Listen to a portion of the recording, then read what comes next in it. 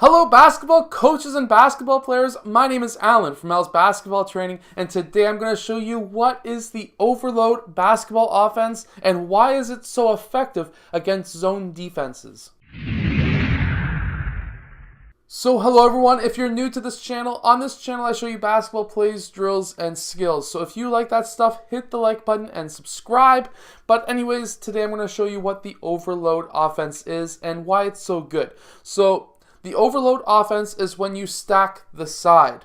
Essentially what I mean by that is you'll generally have two post players and two wing players with a player up top who could swing the ball to the other side in a motion offense so that now you can move the ball from one side of the court to the other.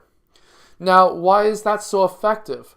Well, in a zone defense, you're guarding a zone, and generally speaking, on one side of the court, there's only going to be around 3 players defending that area, and when you can have 4 offensive players going against 3 defensive players, there's going to be a mismatch, and you're going to be hopefully able to score a lot easier. So let me go down to the clipboard and let me explain this tactic to you. Okay, so here we have the 3-2 offense, and we want to stack the side because we have a 2-3 zone defense.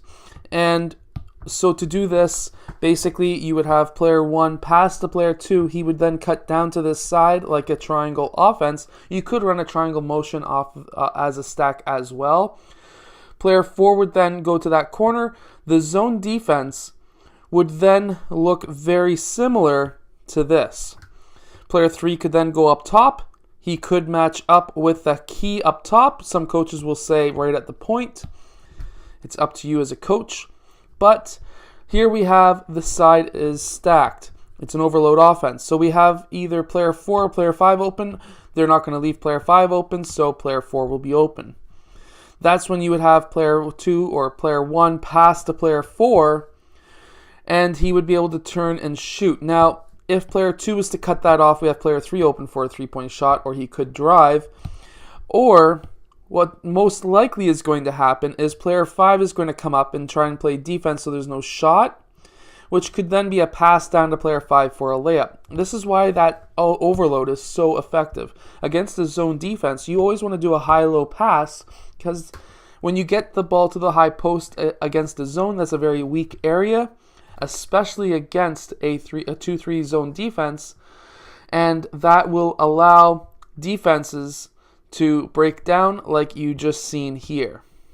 Now against the 3-2 zone, what we see here, obviously this looks like a man-to-man defense at first. Same idea, one is going to pass to player 2 and he's going to go down to that post. But now what's going to happen, because player 3's zone is right here, player 1 may be open for the 3-point shot, but that's not the only reason why you would do this. Player 3 would then move up to the point or to the weak side of the key, one or the other. I personally, as a coach, prefer the point. And then player 4 blue would then show to the high post. Now, again, stacked side, overload offense. We're going to have player 5 most likely be pushed out to guard player 1. Player 4 is going to come over. Player 2 is going to come down so that he's cutting off any cuts on the weak side. And here we have now player 4 being wide open in the high post, which then could bring player 1 down. Personally, as a defensive coach, I would bring player 1 down because I'd rather have a 3-point shot than a layup. But if player 1 can't get down quick enough, then player 1 could take a few dribbles towards the rim, which would then collapse the defense and leave player 5 open in the Russian spot, which is roughly right about there. If you don't know what the Russian spot is, go search it up. I will make a video on that someday. And he would have an easy layup. Now, the reason why the swing is so important with a stack offense against the zone defense is because then you can have player 3 dribble over to this side. He would be then what player 2 used to be on the other side. That would bring the defense over. That would bring player 2 up. And then that would bring player 2 blue up to the point. So player 1 has to shadow him. And then we will have player 4 go over to the high post or down to the low post, one or the other. And then you're going to have player 5 show on this side. And because player 1, this is how I personally run it anyways, player 1 is going to cut baseline. So by cutting baseline, what you're going to have open is player 4 could set a screen, player 1 will pop out, and then we have, again, another option, especially on that switch, where player 4 or player 5 may be open in that post. This is going to get you a ton of easy shots against zone defenses. Another thing that's really weak on a zone defense, if you had player 1 cutting and you already had player 5 moving over, or if you had player 5 shadowing up on player 5 blue, you may have player 1 cutting backdoor for an alley-oop for an easy layup or dunk. So that is why the overload offense is so important to run against a zone defense. This will get you a lot of easy points as a coach and as a player, and just makes your life so much easier when you can score with, well, open players. Anyways, I hope that you have enjoyed. If you have, hit that like button and subscribe. I do post new videos every single day. If you're wondering why I am red and burnt, I am now starting to work out just a bit more, and that means going out to the court and playing basketball.